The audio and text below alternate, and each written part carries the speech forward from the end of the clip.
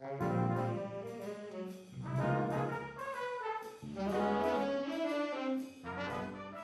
the 1940s, at the height of bus transportation in America, the Evansville Greyhound bus station was a bustling hub of activity.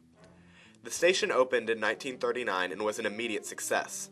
At one time, 106 buses arrived and departed from the station daily.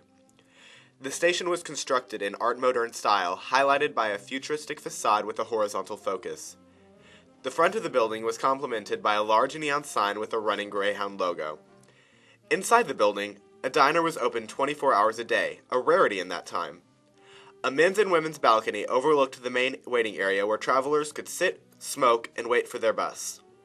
The ticket and baggage area was found at the back of the terminal, and the back door provided a port for travelers to arrive and depart. Buses sat in the parking lot behind the station, briefly pausing before carrying more passengers across the nation. Construction began on the Greyhound station in 1938. The footprint of the old Cadic Theater, which stood at the corner of 3rd and Sycamore Street, was used to give the building its unique curved shape. The building itself cost $150,000 to complete.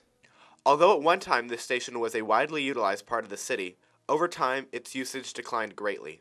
As buses gave way to airplanes and personal automobiles, the need for an extensive system such as Greyhound provided declined. Tom Scott, a longtime employee of the Greyhound station, has seen many of these changes occur firsthand.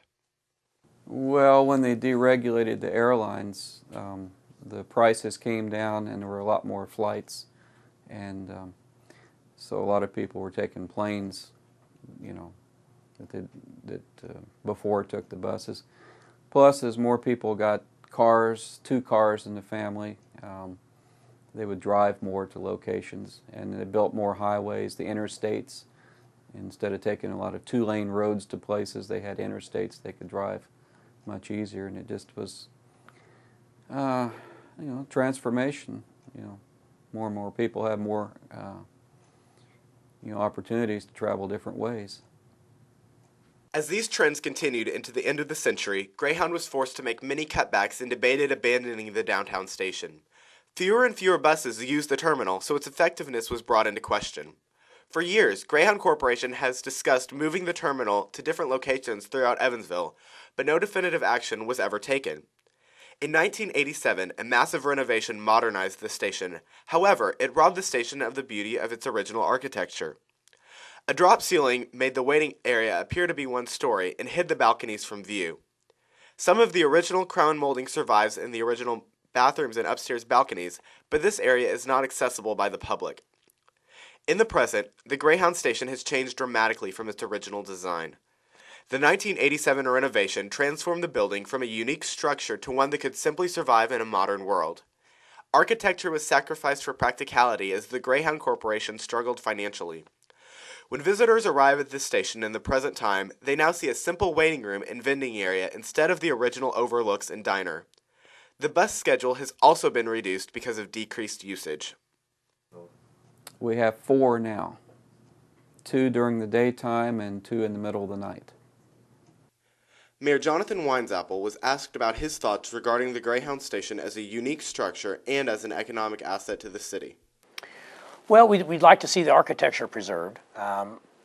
Obviously, there are going to have to be changes to the interior of the building, and that's expected, but at a minimum, we'd like to see the outside architectural preserved. Obviously, it has to be for some functional, practical use, which is always a balancing act when you're working with developers. But I would think anyone who is interested in that building would want to see it preserved because that's what makes it unique. Although many original aspects of the bus station are gone, several interesting features remain. One is the door handles on the front doors, which depict a running dog and a Greyhound bus on their face. In the upstairs bathrooms and men's and women's balconies, some of the original crown molding remains, although it has been repainted several times. The banisters on the stairs and the balcony's guardrail also display Art Moderne features. The future of the Greyhound station is unknown.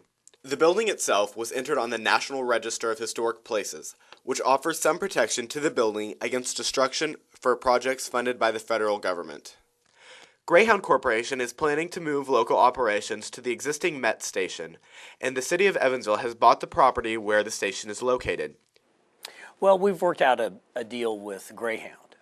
where the city will actually purchase the property, and in exchange, they are relocating their operations to where our Met's bus terminal is. So actually, it's a win-win, I think, for everybody.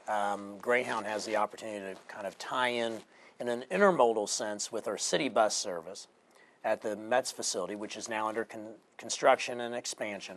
And in exchange, they are going to be able to get rid of the property that they now own, which the city will take acquisition of. Several options exist for the future of the station. A term that has been widely used when discussing the Greyhound station is adaptive reuse. Adaptive reuse is finding another way to utilize an existing structure, but to change its primary purpose so that it becomes a productive part of society again. Well, it is a historical building. Most other cities, the old bus stations have been torn down or completely remodeled so that you can't tell they were a bus station.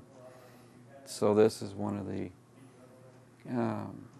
well, it's the only one that has a working sign with the running dog. Some of the lights are out on the other part of the sign because it is so old.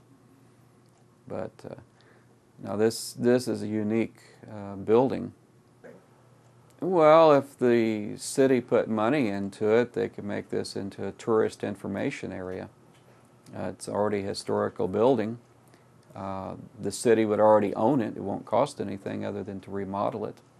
It's centrally located to downtown Evansville. It's not going to be a bus station.